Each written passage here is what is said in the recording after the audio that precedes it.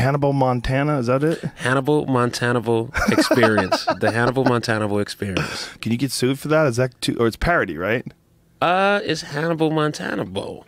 It's bowls at the end of it. What is a Montana Bowl? Montana Bowl rhymes with Hannibal.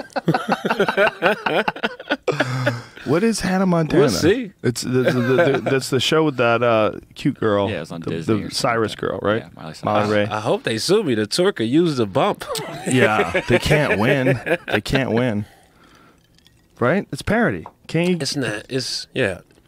And it's not a mock. It's just because I think it's just a goofy thing. It's not mocking anything. It's not. I'm not using any imagery. I just think those. It's just funny words to me. Even if you were, Yeah. I think you're okay. Whatever happened to that chick? She was going crazy for a while.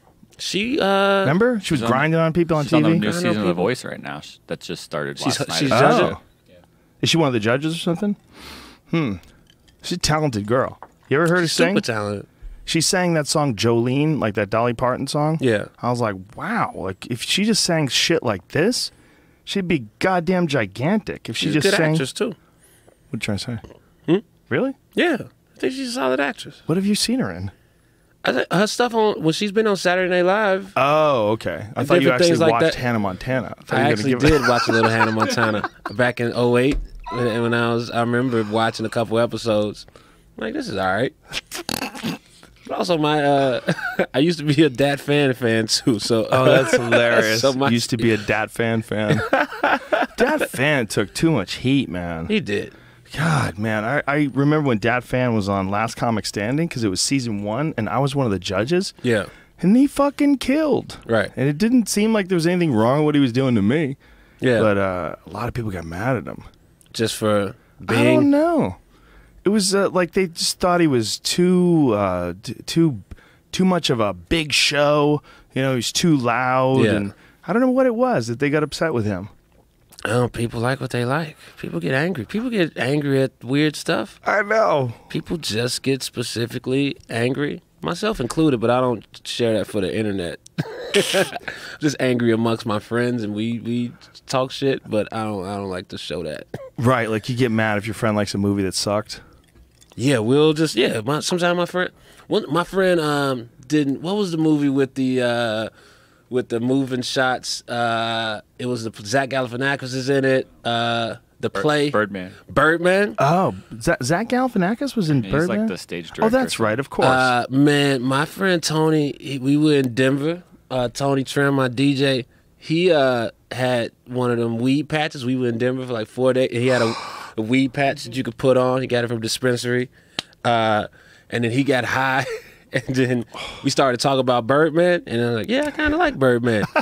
And he went on a 10-minute rant, like, fuck Birdman, the movie's pretentious. And he's just like, man, he was like, I like Birdman, but I don't know if I like it as much as you hate it. He went on forever. I couldn't believe it. He's kind of got a point. It's kind of pretentious, but, I mean, don't you want that sometimes? Like, someone to take a chance, to make something that's just bizarre. It was a bizarre-ass movie. Like, that was a chance-taking movie, right? I enjoyed it. I'd never seen somebody be so passionate about that. You ever be around your friend like, I didn't know you were capable of such hate. People get like that, man. They get like that with music. Yeah. You know, you could talk to some people about certain bands you're just not supposed to like. Like, when I was a kid, I used to have to hide the fact that I loved Kiss. Yeah. Because, like, when I was in, like, 7th grade, Kiss was not cool. It was not a cool thing. Like, the young kids, they all wanted to know about, like, AC/DC and Led Zeppelin. Oh, so where, when you were in 7th grade, where was Kiss in their trajectory? Here's what happened with Kiss. Kiss had this gigantic, loyal following that came to all their concerts. They sold out gigantic arenas all over the world. But they couldn't get any radio play. It was real weird. They only had like a couple of big hits. They had like Beth. Beth was a big hit. Detroit Rock City, Rock and Roll All Night. Those were big. And Party Every Day. That's still a big one. But there wasn't a lot of radio play. It was hard. Like, there was a lot of bands that had way more radio play. But for whatever reason, they never lost their popularity amongst their hardcore fans because they put on a great show. I went to see them twice when they made their comeback tour with Kevin James. Kevin James was opening for Kiss? No. We were friends. We went to watch it. Oh, you with Kevin? What a combination that would be. Doing some stand-up in front of Kiss. Have you ever done stand-up in front of a band? Lots of times, yeah. Do you really? Yeah. Do you like it? Sometimes it can go well. You have to be set up correctly though, and I've learned what to ask for to make the show go right. What do you ask for? You just ask for somebody from the band to introduce you either on stage or off mic, and so you establish in front of the crowd as a friend of theirs and not just some asshole that the venue booked. Right. Where the band says, we booked this guy, this is our guy, please welcome Hannibal Buress. I learned that when I opened for this band. It's cool, super nice guys. They saw me at Zany's in Chicago. They're a Chicago band, jam band, Humphrey McGee. That's a huge fan base. They tour all the time. And they asked me to do this gig in DeKalb outside of Chicago. I was excited to do it. It was a couple $100 or something. Different gig, opening for a band. It was cool. And it's packed. It's theater. It's packed. And then they telling me, it's getting ready to go on. And the lights drop. And the crowd goes crazy. And I'm about to go, I'm like, that is not for me at all.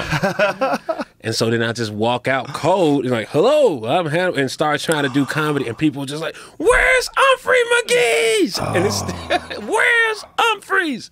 And they just didn't know. We didn't know to just, every crowd isn't ready for comedy. And you have to settle. People have to be expecting it or be settled. Yeah. Or it's a fight. And I wasn't prepped to fight at that moment, just to fight them down. I did all right, but that's it. Sometimes, I do shows where I have rappers or bands open for me also, and sometimes some people in the crowd are into it, some people aren't, but it's music that I enjoy, so I try to just mix it up sometimes and have a bit of a variety show versus just straight stand-up. Why not? If that's what you want to do, definitely you should do it. I've opened for a few bands back in the day, but I'd never do it again. Some of the experiences were just horrific. Yeah. Ooh, I opened for Bon Jovi once in a theater in the Round. It was this thing for VH1. It was in the Round, and I was on stage with like a bunch of like musical instruments, like a lot of there was a drum kit there. I had to move around. I couldn't like do anything physical. There was like a microphone set up, and then after I did my set, I was supposed to bring girls towards the front of the stage. They wanted to pick out attractive girls in the audience to go backstage. Be around the stage. Okay. So that when they're filming it, they're the ones who are really close to the camera, screaming. Yeah. There's Bon Jovi and them. I'm a dirtbag, like for backstage, right? They turned you into the Wrangler. They turned me into the Wrangler. You can open, but you got to also grab some girls first. Here's the deal, bro. We're road dogs. No, they wanted a bunch of, because they were filming it for like VH1, I think it was at the time. But I was like, I can't keep doing these. They just don't go well 50% of the time. Yeah, I've done some, Chance the Rapper is? He's a rapper out of Chicago. I've done some stuff with him, and sometimes it'll go well, and then it was one in Chicago, and I'm from Chicago, so I'm thinking, this is going to be great. This is my city, too. Dude, it was because I made fun of, Chicagoans that live in the city will... Sometimes you'll meet somebody and you're like, where are you from? And they'll say, Chicago. What part of Chicago? They'll be like, Schaumburg. Like, that's not Chicago. Right. Like, this is suburban. That's what that improv is. Yeah. It's 40 minutes outside of Chicago. Right. It's a suburban kind of city sort of. It's like Thousand Oaks. Yeah, that type of thing. And so I talked about that. I did that on stage. It was the venue was in the city. And then I talked about that on stage, but most of that crowd were like white kids from the suburbs. And then it just turned from there. And they got restless, and then some dude just yelled out for no reason. He was just like, Kevin Hart! Like, what does that mean? Wow. That's hilarious. But that's some psychology shit, right? He's going to point to the most successful comic ever and compare you. I mean, Kevin Hart is, if he's not the most successful, he's like top 2, right? Yeah. I mean, who are the arguments? There's 3 arguments, right? It's like Dice Clay, Dane Cook, and Kevin Hart. And as far as sustaining it, his run has been pretty crazy, insane, and he has his own shoe, so I think it's him. Maybe. He's got a motivational shoe. He got a motivational shoe with like motivational quotes all over it. And his shoe, actually, Kevin Hart's shoe looks better than a lot of athletes' shoes. Definitely, he's a smart dude. He's a smart dude. He's a savvy dude. Works hard. Nice dude. But that's funny that he thinks that like yelling that out is going to hurt your feelings. It was just more weird. It is weird. It is weird, but that's a jab, It's interesting that people do that. Like you point to like almost as if someone's success, even though it's like astronomical, like crazy success, even to a really successful guy like you, it'll fuck with you. You know what I mean? Yeah. I mean, you do really well. I know you're not walking around going, man, I wish my life was fucking better right now. No, you're great. Everything's awesome in your world. Smooth. Everything's smooth as fuck, but someone can yell out, Kevin Hart. You're like, yeah. No, people, it's a weird space to be in, because like now, like you have that, where too, that it's a different way. You got your fans, and then you also have people that just know who you are and might not fuck with you at all. They just know, they're like, oh, that's it. And so I went into this Mexican restaurant in Chicago last week, and I go straight to the bathroom in the back. There's a spot. It's a great spot in Chicago, by the way. Check it out. Allende on Lincoln and Fullerton.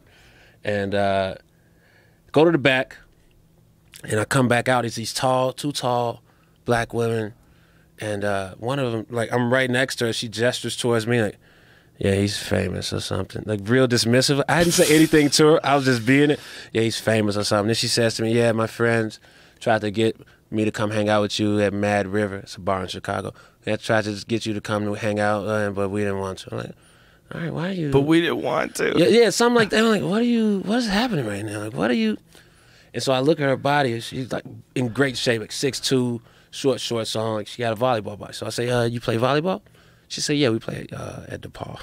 And so they order their food, sit down. I order my food, sit down. And then I go on my phone and I Google DePaul women's volleyball and look at last year and look at the roster. And then I look over to her. I say, hey, Ashley, what the fuck happened last season? They had a bad season last year. Oh, that's hilarious. And then her friend pipes up, hey, we had a lot of good individual accomplishments. We set some individual records last year. And I was like, so you guys had bad team chemistry. But, yeah, it was just, I felt the need to dig back because I was just grabbing some fucking tacos. And she just made me feel weird just by being there. Well, she felt like she could get a free shot at you because you're famous. Yeah. Or she just does that to people all the time. Maybe That's she does. too. And maybe she just had maybe I was intimidated. She was tall and beautiful as she's a fuck. big, beautiful girl. Big, beautiful girl. But we would like a voice. Big, So beautiful maybe girls. a tone like mine. Maybe I couldn't handle my own tone. Is that she sounds like you? Not like me, but she had kind of depth? not depth, but just sarcasm. Yeah. Oh, tone that way. Yeah. Yeah, maybe. Or No, she was being rude. She may be just a big, rude giant bitch that wants a dude to, like, take that challenge. You know what I mean? Like, if you're a girl that's that big and athletic, you could probably fuck up a lot of dudes. Yeah. You know? That's a big girl. Like, she probably has to test dudes all the time. Maybe that was her way of hitting on me. Maybe she was negging me, and I fucking took it the wrong way. Yeah, maybe if you just took it like an ace, you just rolled with it like a Shaolin monk. Yeah. Maybe you... Well, I did neg back. But then you did, but that's actually pretty funny. The way you did it is pretty funny. I think everything worked out great. I mean, I know where to find her if I want to find her.